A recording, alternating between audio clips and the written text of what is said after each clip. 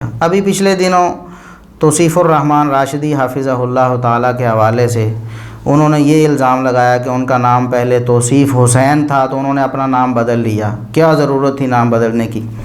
اب اس پر ان سے سوال ہوا شیخ توصیف الرحمان راشدی حافظہ اللہ تعالیٰ سے، تو انہوں نے صاف طور پر کہا کہ میرا پیدائشی نام ہی توصیف الرحمان، میں نے بالکل نام کبھی تبدیل نہیں کیا ہے۔ السلام علیکم ورحمۃ اللہ وبرکاتہ۔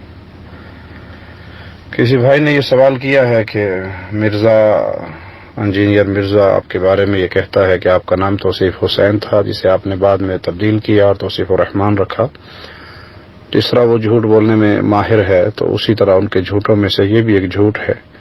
میرا نام میرے ماں باپ نے پیدائش سے ہی الحمدللہ توصیف الرحمان رکھا تھا اور وہی میرا نام ہے، بعد میں تبدیل نہیں کیا گیا۔